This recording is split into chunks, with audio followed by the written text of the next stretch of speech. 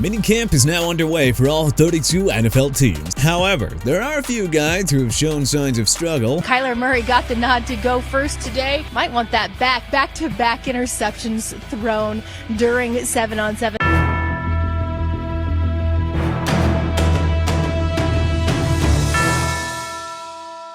Even though most of these things will be cleaned up by the start of the regular season, we're going to analyze 10 NFL stars who are having some troubles at or outside of minicamp and give our take on things. Alec Pierce. As we all know, Pierce signed a massive 4-year, $114 million contract extension at the start of the 2026 offseason. However, Pierce recently underwent ankle surgery that'll sideline him until training camp, raising concerns for Pierce and the Colts before the start of the regular season. Pierce has had ankle problems during the 2024 season, but his ankle injury is a bit of a red flag in our eyes, which could hurt the Colts if it becomes a problem during the regular season, especially with the Colts trading away Michael Pittman Jr. to the Pittsburgh Steelers. As Josh Downs, Coleman Owen, and Nick Westbrook-Akine will have to step up if Pierce's injury doesn't get worse. Some people are saying Pierce sitting out minicamp because of his ankle surgery is an overreaction, but he's the Colts wide receiver number 1, and he's expected to produce another 1,000-yard season on offense during the season, which is exactly why fans are reacting the way that they are. In our opinion, Pierce should be fine for the start of the regular season, but having surgery before training camp is a small sign of concern for a guy who signed a massive extension.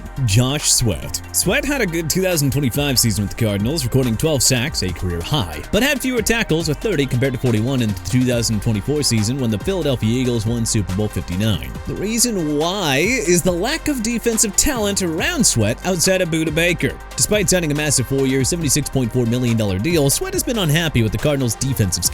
Sweat is reported for minicamp, but has not suited up for practice. Rumors are swirling, suggesting that Sweat wants a pay raise or to be traded to a much more talented team. But the Cardinals dismissed trade calls during the 2025 season. Sweat is also unhappy with the Cardinals' lack of success in the firing of Jonathan Gannon, who was one of the reasons why Sweat joined the team. Things will likely not improve with the Cardinals, as they currently are a bottom feeder that'll likely tank in the 2026 season for a chance at potentially drafting Arch Manning or Dante Moore. The best option for the Redbirds is to potentially trade Sweat to a team like the Green Bay Packers or Chicago Bears, as those guys have a much better chance of reaching the playoffs than the Cardinals do. Jacobe Brassette. Staying on the Cardinals, another unhappy member of the Cardinals is journeyman backup quarterback Jacobe Brassette, who is currently dealing with a contract dispute with the team. Like Sweat, Brassette has also sat out of practice at mandatory minicamp and wants a pay raise from the Cardinals. Brassette has had a good statistical season in 2025, throwing for over 3,366 yards and 23 touchdowns against 8 interceptions, the most in his career, but only earned 1 win as the Cardinals starter. Because of Brissette's holdout for a new contract, the Cardinals have not named a starting QB for Week 1, as they have to evaluate Gardner Minshew, newly drafted Carson Beck, and Keaton Slovis if a deal isn't worked out between Brassette and the Redbirds. If a deal isn't worked out between Brassette and the Cardinals, then they must either release him or trade him to a title-contending team looking to bolster their backup quarterback room for the upcoming 2026 season. Dillon Gabriel. Gabriel had a decent rookie season statistically, completing 110 passes for 937 yards and throwing 7 touchdowns against 2 interceptions with the Cleveland Browns. But he only earned 1 win as a starter. Entering the 2026 mandatory minicamp, head coach Todd Monken didn't include Gabriel in the running for being the Browns' starting QB, as Shedeur Sanders emerged far superior according to Rich Eisen. Because of this, Gabriel has to fight to earn a spot on the roster, or he's going to be released before the start of the 2026 regular season. If Gabriel is released, a quarterback-needy team will immediately sign him and make him a part of their roster. Despite potentially being on the chopping block, Gabriel said during the offseason, "I'm just running my own race and focus on what I can control, and that's mastering my reps and doing it at a high level." As of now, the Browns haven't named their starting QB for Week 1, but the signs are pointing to Gabriel likely being the odd man out if he doesn't improve during training camp. Rashad Baitman. Bateman has been pretty inconsistent during his tenure with the Baltimore Ravens, as he hasn't produced a 1,000-yard season just yet. The team remains hopeful that he'll be a crucial part of their offense during the upcoming 2026 season under new offensive coordinator Declan Doyle. Personal issues have kept Bateman off the field during the first week of voluntary offseason programs, and he was absent from the start of mandatory minicamp along with Zay Flowers, Corey Bullock, and Ronnie Stanley. The absence of Bateman raises some eyebrows of concern, but he should be able to contribute for the Ravens when the regular season properly begins. Even without Bateman on the field, Lamar Jackson and rookie wide receiver Elijah Sarrett showcase strong chemistry, which we look forward to seeing when the 2026 season kicks off. Despite that, Bateman should be healthy and ready to go for training camp. Bateman must improve his numbers in 2026, as Doyle hopes to see the 6th-year veteran return to the numbers that he produced back in 2024. Malik Neighbors. After the 2025 season, Neighbors has been dealing with more ankle issues, having a second surgery in mid-April 2026 as a cleanup procedure, which has kept him out of mandatory minicamp.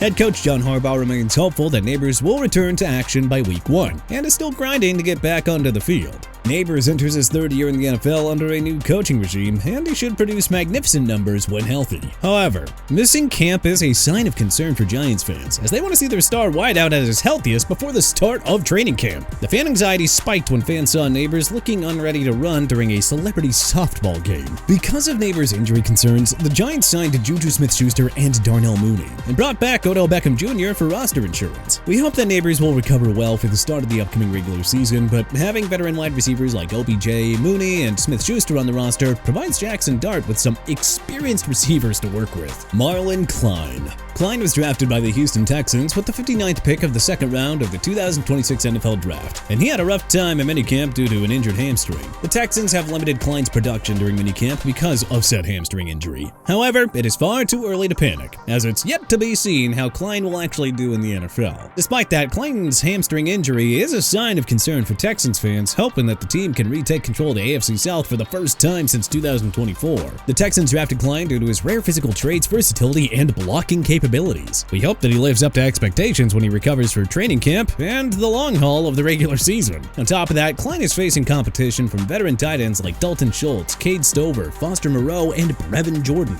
Klein should recover and be productive in the Texans offense when 2026 finally kicks off, but this injury is just an inconvenient setback. Hopefully, he gets this resolved sooner rather than later. Kyler Murray.